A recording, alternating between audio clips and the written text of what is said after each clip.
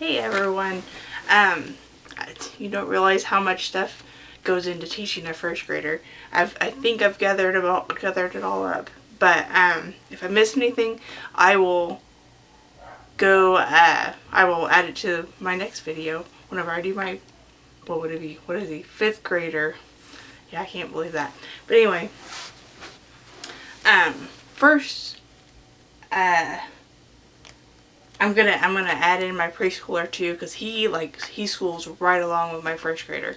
He's only 3.5, so I'm not like making him sit there and do everything that my first grader does. He does like to participate, and he loves to he says, I want to do school. So I did pick him up a couple books for this year, and just so that he has something that he could doodle on or whatever. I don't expect him to get it right, get any of it right or whatever. You know, like circle 7 fish or whatever. I doubt that he's going to be able to do anything like that, but he'll feel like he's doing big things with his big brothers and sister. So, but here is one of them. It may or may not, it may show up backwards, but I'm new to all this recording stuff. But anyway, this is one of them, and he's been actually working through this one. Like, he colored all over the pink ones the other day, but we've been working through the color part, so that he knows some of that. But yeah, see, some of his next part is gonna be shapes. So, but that'll be lots of fun for him. This one, I got another one, and it's Brain Quest, and I've looked through it, and I looked on it online and everything, and I mean, I don't know. I would say this is for like a end of the year preschooler, like right before they're going into kindergarten. He's definitely not going to probably be ready for this until next year. So I might just actually hang on to this until next year. But, and just kind of maybe look for some more that are kind of like this one, where it just goes over, just like color the J sound or the K sound pictures or something. You know, see, like that? Color the kangaroo. K for kangaroo, you know. That kind of thing. That's more his style right now anyway. But that's what I'm doing for my preschooler. And along with, I am big on like play is learning. I mean, that's all kids do. They want to play, and why not give them something that they can learn while they're playing? I mean, they're doing what they do best when they play. So here's like one of our more recent. It's in I think I got some kind of blanket or something in this bag, but anyway, we reuse things around here. But these are bristle blocks.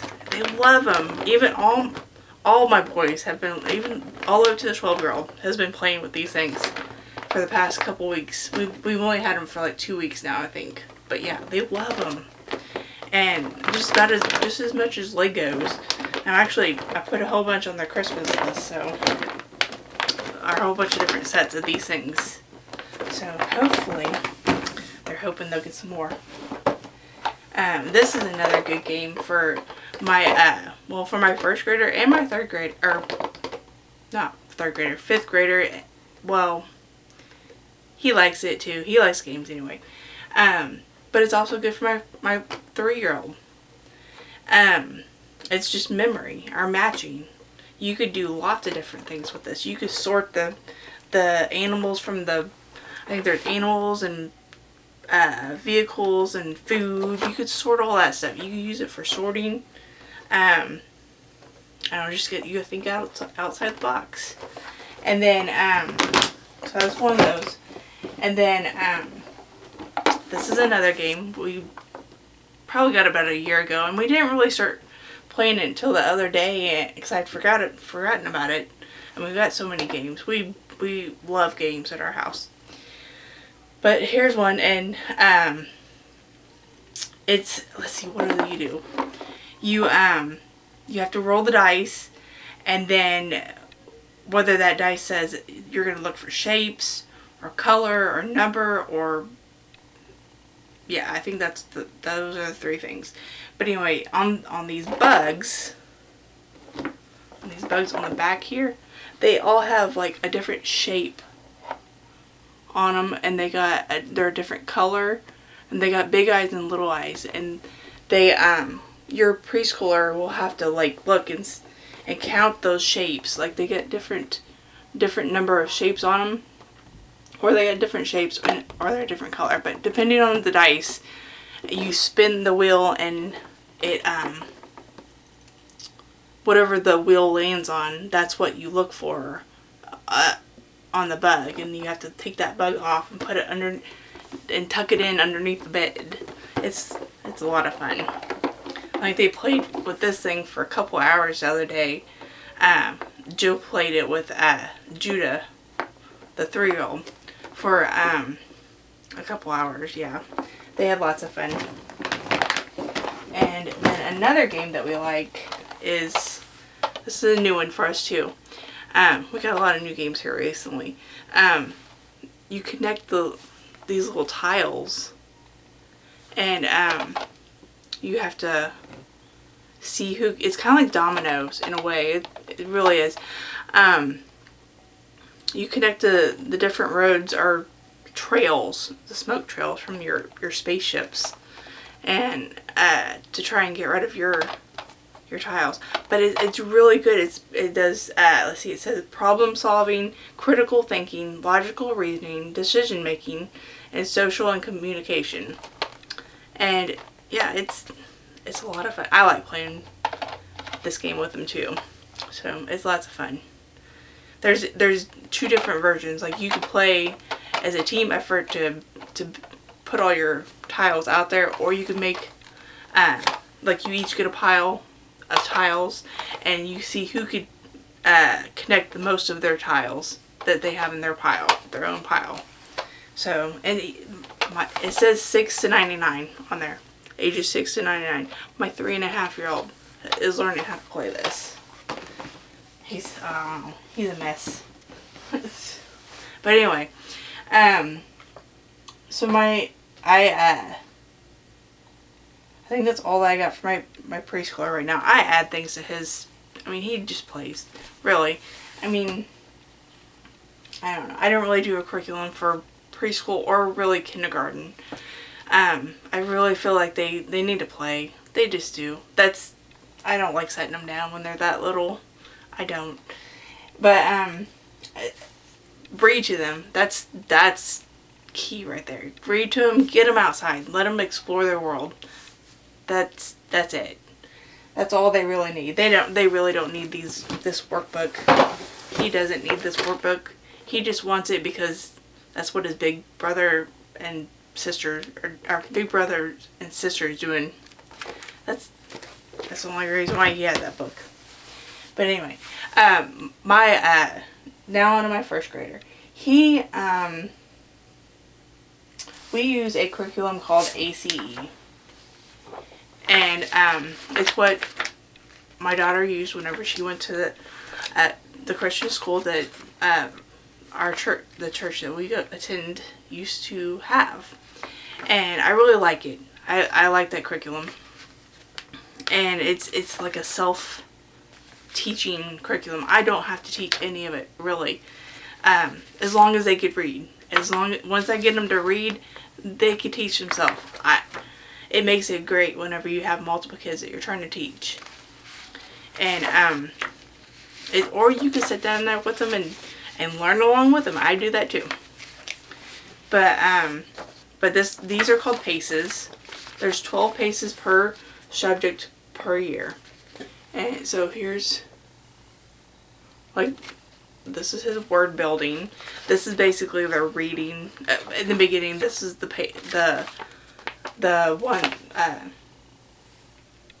subject that they learn to read with.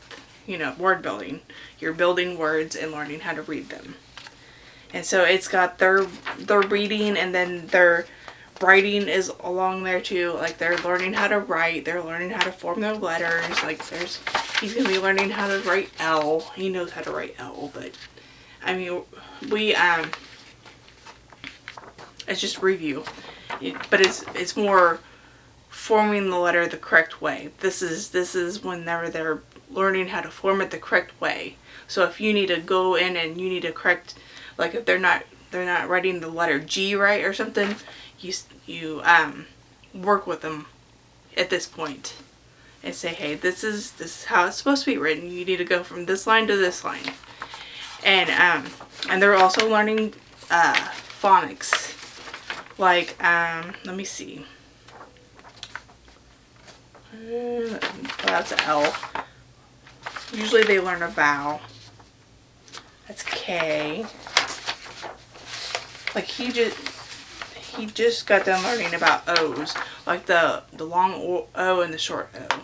Like O could be O or ah, and so he's learning how to decipher which O is what. Trying to, well here, like this A. Like I don't know if you could see that or not. Here, let me get closer. Alright, like so see that A? It's got a line above it. So that means that that A is going to make that A sound. And that E right there is going to make the E sound. That I is going to make that I sound. It's not the ones with the line above it. They're going to make whatever sound that letter is. And let me see here. Yeah. This is a good one to show you. But anyway, it shows, it has either that curvy line like the I has, or that straight line like that A has. That way they could decipher, you know, whether this is a long A or a short A, just by looking at that, what's above the A. And and it also has like the tricky A's. They got a dot above them where they say ah instead of A or a. Yeah, A or a. And okay, but I like ACU word building for that. It really does. They learn to read. They learn the phonics that way. I've got let's see, 3 other resources that I like to use if you really got a struggling reader. These ones help too. I use Teach Your Child to Read in 100 Easy Lessons. This book has been around for a while. It's if most people in the homeschooling community will tell you that it's good. This is what they use. There's a reason. It teaches the phonics stuff too. So like, you know, it's not sight words. You're learning how to sound out a word based on phonics, and which is good. That I like that. And then this one, it's more of a, let's see, it's Easy Peasy's all-in-one homeschool learn to read book. And it is basically what this is. If you've ever heard of the McGuffey readers, this is basically the McGuffey readers all in one book. It's all in one book. I think I got it on Amazon. It was less than $20, I want to say. Same with this one. It was less than $20. Both of them are great resources for teaching your child to read. Another one, this one I've had for, let's see, Jedediah is in 7th grade now. I got it whenever he was in kindergarten. Kindergarten. So, like, I've had this for 7 years now. So, and this is what he learned to read with. And this is what I've used it with. Actually, I've used it with all of them so far except for Serenity. Because Serenity learned to read whenever she went to the Christian school there at church. And so this is another resource that I like to use for teaching your kid to read. They watch a little video or whatever on your computer, and then they teach them the words that they need to say and what they look like. This is mostly, I would say this is more sight word than phonics, which is okay. it has its place. I like it, but and it just depends on your kid, really. It does. I've had some kids that I've had a kid that likes it and a kid that don't really care for it. I mean, they'd rather just learn the other way. But that's what homeschooling is all about. It's like you got to adapt to your kid. All right, and then I didn't. Here we go. All right, so math. Basically, okay, I want to step back a little bit. I don't do science and social studies when they're in kindergarten. They learn all that through playing and being outside and being in their own environment or being in their environment. And let's see. So math. I'm going to go ahead and share what I use for kindergarten. I would actually start this whenever my kid was just about to go into kindergarten, like the year before. Next year, I will probably start this with Judah. It's Math K. It's kindergarten. But I would probably start it then and didn't just kind of work through it. And maybe halfway through kindergarten, I would start this. Start them on their paces. Because this is a lot of this is like doing all the sequencing and hands-on stuff. Like, which kindergartners really need to. Preschool and kindergarten. And first graders. There's actually a curriculum that once Silas finishes up the paces that we've already bought, I'm going to switch them. And I might talk more about it with Josiah's curriculum in 5th grade, because we're actually switching him to that. It's completely free, as long as you print it off yourself. If you want the already printed version of it, it'll cost you a bit. It's completely free online, and it's mostly hands-on stuff, which Joe, he loves. He's a hands-on kid. He's a kinesthetic learner, and I saw it and I was like, Joe would love this. And I think Silas will too. So, I mean, we're going to finish this because I already bought it, and you want to, I don't know, I feel bad not using something I've already bought. He's almost done though too, because that's 7. He's got to go to 12, or 1012. But, anyway, I can explain a little bit more about the paces, how they work too. At the beginning, it is Christian based, by the way. The paces, or the ACE curriculum is, I think it's Accelerated Christian Education, I think is what ACE stands for. But anyway, at your beginning of your pace, you'll have my goal, and then you'll have a verse that they memorize. And and on this one, it looks like he's learning about 0, and he's learning to plus 0. See, it's basic math. He knows all this stuff. I really could have him like breeze through all these paces, all the rest of the paces. He's ready to go on to. This is supposed to be 1st grade, but I really think he's ready to move on. But I don't want to push him and then regret it. I don't want him to miss anything. But plus he'd rather be playing anyway than me pushing him. So I'd rather just give him something easy that he feels like he's accomplished, because he did it. And let's see here. This is a new thing that I'm using for Silas. I know it says kindergarten, but the thing with workbooks that I buy for that's bonus or extra besides what they're doing on ACE, I like to go a grade level below. That way it's nothing. It's easier for them. They're still getting something out of it, but it's easier for them, and it's not like, oh, I have to do something else, But this one, I saw these and I was like, those look neat. I mean, I don't know. And we may just do this like once or twice a week or something. There's not enough here for a whole year's worth of pages, because sometimes they do like 2 pages a day. So there's not enough curriculum here for the whole entire year. So it's just, if you're bored, you get one of these pages to do. And so like this one, he has to fill in the blank, which one has more or which one has less.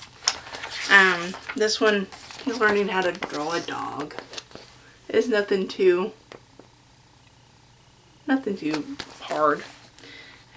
This one he's going to be tracing the letters and matching the word to the pet. But that's basically what this is. It's easy stuff. He might get a kick out of it. It's got a corgi in it, I think. I think this one does. Maybe it was the other ones. Somebody's had a corgi in it, and yeah, we are a corgi family, by the way. We love our corgi. She's a handful, but oh, we love her.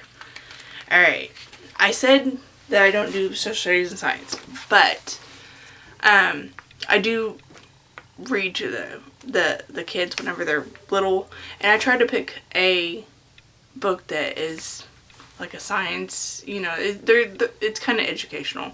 Sometimes we just do a fun book, and that's what they need. Or, it's good. That's fine. Read to your kids. It's fun. And, alright, so this is one of them. I've had this since Trinity was in 1st grade. I bought the whole set. There was, I think there's 6 or 7 books in this set. And, so this one is the kindergarten one. And, I didn't get it out last year because I couldn't find it. It was tucked away in a box somewhere. And, so I got it out. We're going to start with the kindergarten one. It's only got, it goes through the alphabet. Like, A is for alligator. And, so it only has like 26 lessons. So it's only 26 days, or if I do it daily. But I'm thinking I might do weekly. They may do this weekly. I haven't really decided yet. I know that I'm going to use this one. I may, if I do it daily, then I'm going to pull out the 1st grade one too. But at the end of the lesson, oh wait, not at the end of this lesson, or in this book, but at the end of the lessons in the 1st, 2nd, 3rd, 4th, and 5th, and 6th grade, I think it goes up to 6. But it has questions at the end of each lesson that you could either have them write down the answers to, or you could just ask them. Just ask them and have them verbally tell it to you. And but it's retention. You could give it to them and say, "Hey, read this lesson. Tell me," and then you're gonna answer these questions. It's good reading comprehension for the kids too. But yeah, and I don't think I told you all about this one. We do Bible too. We do, that's one of the things one of the reasons why we homeschool is so that we can do Bible, because Bible should be taught in school. Really, it should. They should never have taken that out. I was never taught Bible in school, but, I don't know. I just really think kids nowadays, they need to learn this. I mean, if they're going to teach evolution and stuff at public school, that's not, don't get me started. Anyway, they, it's 101 favorite stories from the Bible. And what it is, you read a story, and there's a verse. See, there's the story. Like, here. Where's one that we know? Everybody knows. There we go. David and Goliath. Everybody knows David and Goliath. Look at that. And then, so you read the story over here on this page. And then there's a little picture there. Kids love pictures, And it's got the verse. And then you're going to ask them questions. You're going to ask, what was the giant's name? What did David use to kill Goliath? I couldn't talk today. Who gave David his courage? You know, and then you're going to give the children an opportunity to answer those questions. And if you think of any other questions, ask those too. And then it also gives the verse reference where this story is from in your Bible. So if you wanted to go to your actual Bible and read what the Bible, read the Bible story from the Bible, you got the verse reference right there. But I'm planning on doing this pretty much every day. I may add a few other Bible stories here and there, or not stories, but resources here and there. I might add a few more to the Christmas or Easter or Thanksgiving or something like that. I've got a couple other resources for Bible. And then what I actually like to do is, besides this book, I'd like to do a character study with the kids. Like let's see, there's meekness, like humbleness. Let's see. Oh man, forgiveness. Those kind of things. All your different characters that you get. But anyway, that's one of the things I'd like to do with them. But I'm trying to decide whether I want to do that with all of them or just the my elementary and middle schoolers, or like I said, I only got one middle school now because I got a high schooler now. And yeah, so anyway, that's all I have for my first grader. He I may add more as the year goes. I don't know. We'll see. This is what we got for right now. Like I said, I don't do much more than like the 3 R's basically for first grade.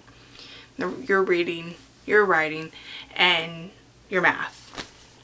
But that's it for first grade. But I will share Joe's here probably. I'll film that here in a couple days.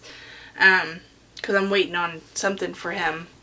Hopefully it'll be in before next week, because I gotta get it ordered. So, because we're switching up a few things for him. Because remember I said he's a kinesthetic learner, so he's got a couple things that we're changing that he's not really gonna do for the ACE, which is okay. I mean, that's what I like about homeschooling. But I'll talk to you all later.